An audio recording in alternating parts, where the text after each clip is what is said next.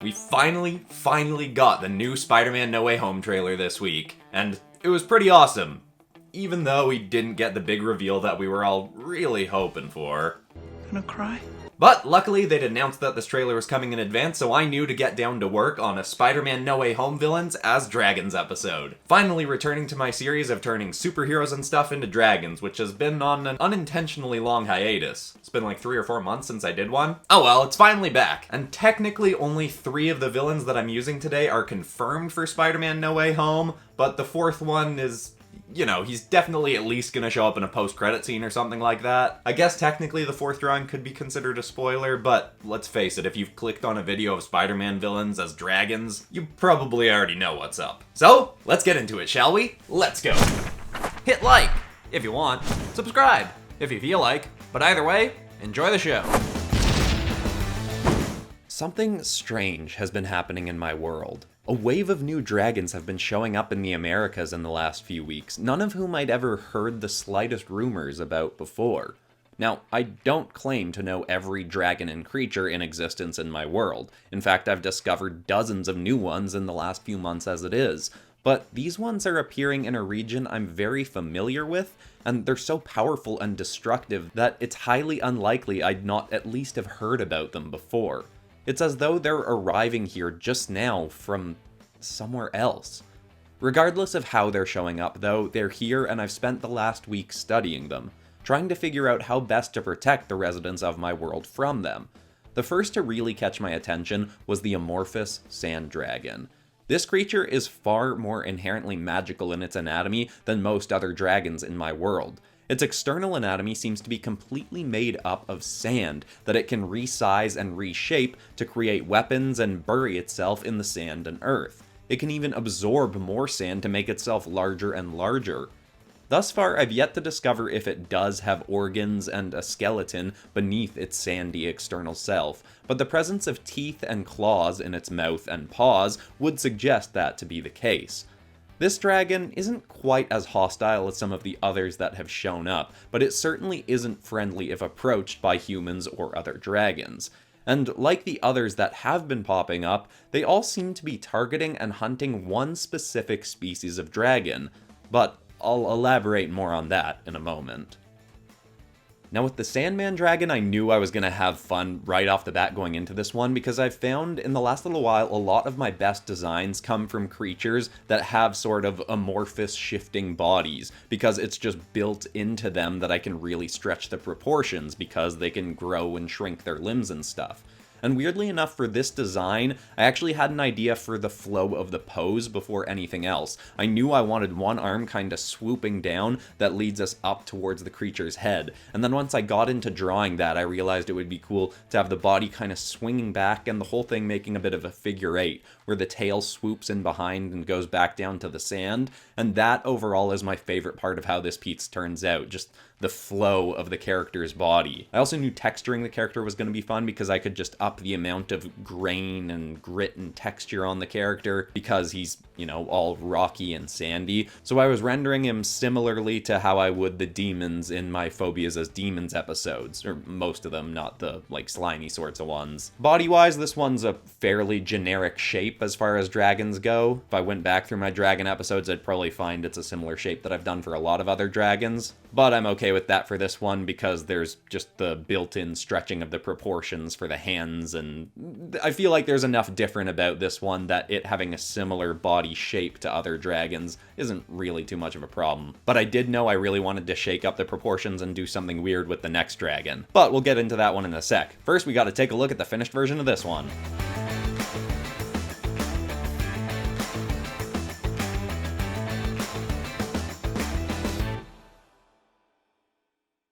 Now this next one I've debated with myself whether or not to classify it as a dragon. It certainly has the necessary traits, but it's so odd in its anatomy that it's difficult for me to decide definitively. This is the Octavian Claw Drake, the first of these new creatures that I started hearing stories about a few weeks back. It has a hunched, rotund body with a head that somewhat resembles an octopus. It has a set of regular arms and legs common to other dragons, but it moves around using an extra set of 4 tentacle-like arms that spawn from its mid-back. Between these arms, there is a patagium flesh, meaning the membrane many dragons or other flying creatures have for the hide of their wings, but this creature hasn't shown the ability to use this to fly.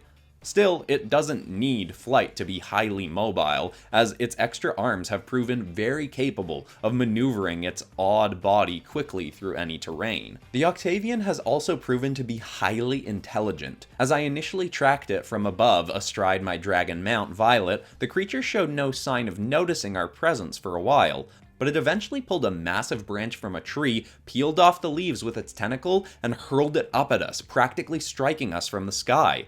As we evaded, it bolted into a thick woods and escaped from our sight for quite some time. It has not shown able to breathe fire or lightning or any such substance, but with its extra limbs and cunning mind at its disposal, I wouldn't suggest that it's lacking in its ability to hold its own in a fight.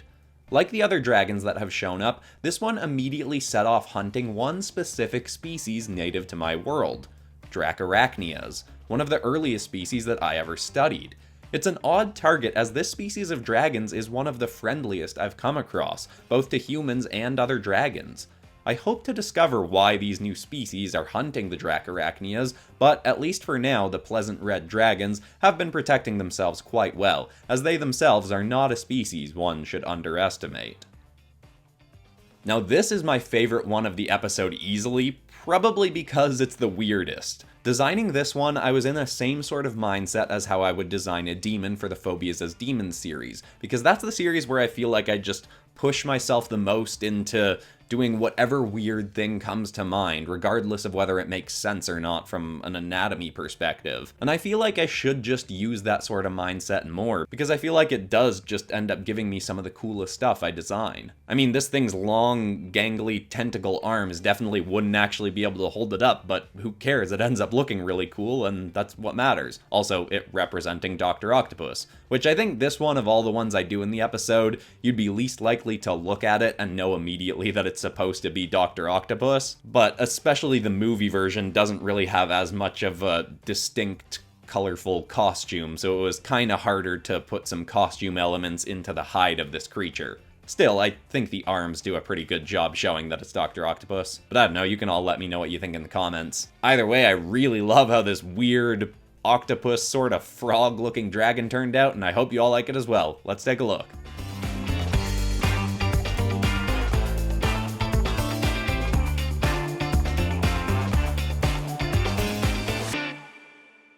Quick interruption to say that I finally have a new PopCross Studios ink bundle out, and this one, instead of going up on my spring store, is just free. I mean, I'm making really good money this year doing my absolute dream job because of all of you lovely people watching, liking, subscribing, and all that kind of fun stuff. So I figured I'd just give this ink bundle out for free. It's got 40 different inks in it from some of my best drawings over the last few months, including all 4 of the dragons from this episode. So have at it, everybody. It'll be linked in the description and in the pinned comment. Hope you all enjoy, but for now, back into more dragons. The next dragon to appear was a very gangly, eerie-looking creature, but one with incredible flight capabilities. This is the gliding sky goblin. It's a wyvern with a semi-humanoid head and vibrant green and purple body. It can soar through the skies at nearly 300 miles per hour and maneuver through mountain peaks and trees with surprising grace even at these high speeds.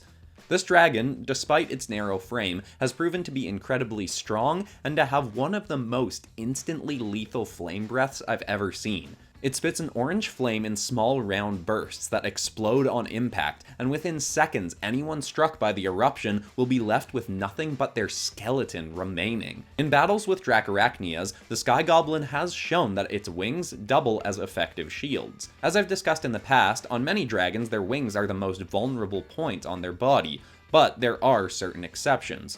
This dragon's wings don't appear to be quite as tough as a species like the American shielded wyvern, but they certainly do have an extra layer of protective plating nearly as strong as metal that can block projectiles or other violent strikes from foes.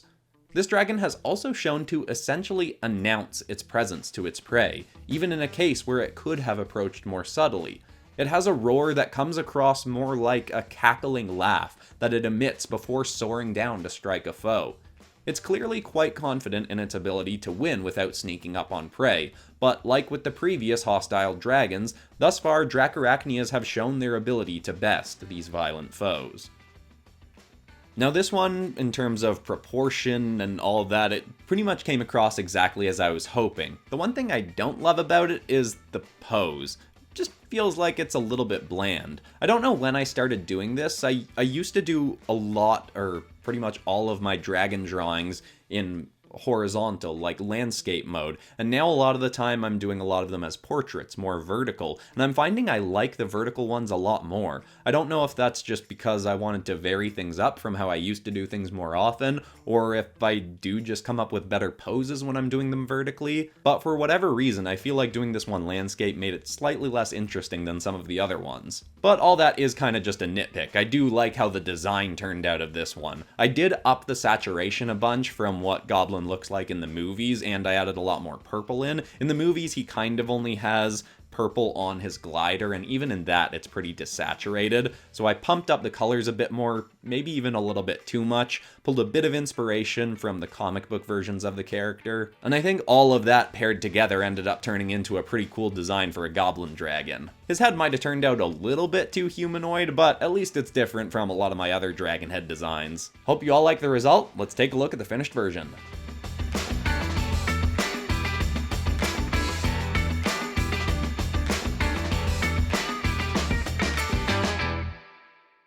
The final one for today may actually be a creature I'd studied a while back.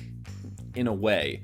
See, some time ago I'd been following a Dracarachnia that had been infected by some kind of symbiotic parasite that had coated over its body and made it change color, as well as have significantly improved strength and speed. Though it also made it more aggressive than the species is commonly known to be. I'd lost track of that dragon, but some in its area claimed that the dragon had rid itself of the parasite, and the thing had slunk off to find a new host. Now, all these years later, the Venomous slime dragon appears. This creature has similar features to the infected Dracarachnia, but is significantly larger and has very different anatomy. The Venomous slime dragon can morph different parts of its body into weapons, like the sand dragon can. Plus, it can also unhinge its jaw to help it devour near any foe in very few bites, and it has teeth that seem able to carve through anything. It also has a voracious appetite. It hunts and eats nearly 3 times what a dragon of its size normally would. The creature has also shown to have a significant weakness to loud noises, which I first discovered when it came across an albino echo imp that easily immobilized the dragon with a quick cannon of sound. The creature both writhed in pain at the sound and also began to shrink, as though the black ooze of its body was retracting in on itself. I believe there is another dragon somewhere under all that parasitic slime, but I've yet to see its original form to definitively say that this is just another dragon that's been infected. This dragon too seems to have it out for the Dracarachnias, but not as aggressively as some of the others. Plus, on occasion, I did spot this creature defending humans from some other dragons, though that may have been a coincidence and it was just hunting those dragons for a meal. Now this one I knew had to be a really good one, because obviously turning stuff into dragons is a big series on this channel, but so is venomizing stuff. Plus I've done a bunch of venomized dragons in the past in my Famous Dragons Venomized episode, so I knew this one had to be a cut above those ones. I was actually taking a lot of inspiration for this one from one of my own drawings from a few weeks ago, the Dark Spyro dragon from the Skylanders as Monsters episode, because that I think is one of the best drawings I've ever done. It's one of my favorite dragon designs I've done. I was taking a lot of Monster Hunter inspiration for it. The pose was cool, the face was cool, just everything about it. I really liked that one, so I was like, I want to do a dragon drawing that good, but with this one, with this premise, because obviously this was going to be a really fun premise to work with. I don't think I like this one quite as much as that Dark Spyro dragon, but I do still really like how this one turns out. I think it's definitely one of my cooler dragons. I've noticed from this episode that I gotta play around with how I do skies and clouds. I'm getting a little bit too repetitive. The clouds and stars are looking a little bit too generic and boring, but that's something I'll play around with in some of my future episodes. Again, I still really like how this one turned out. And yeah, technically we don't know for sure Venom's turning up in No Way Home, but it's been heavily hinted at that he's gonna be there, even just in a post-credit scene. Anyway, hope you like all the dragons. Let's take a look at this last one.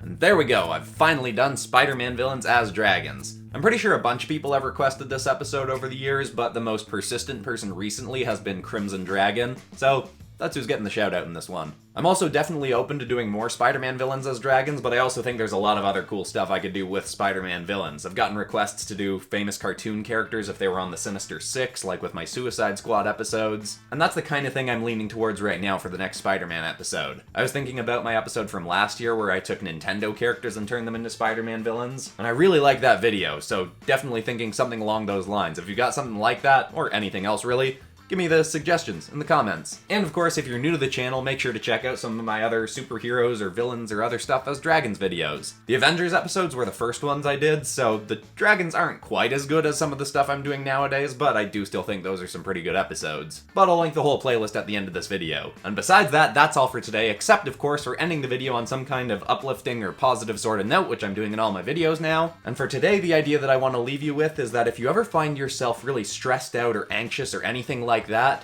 take some time to breathe in slowly through your nose and out through your mouth. Not only does consciously breathing slowly help relax you, but also just breathing in through your nose is better than your mouth in general because your nose has filters that your mouth doesn't have. So you're less likely to get sick breathing in through your nose. Guess this one's not quite as motivational uplifting as some of the other ones, but I've personally found it really helpful over the last little while. But anyway, thank you all for watching, I love you all, and I'll see you all in the next episode on Monday. Goodbye.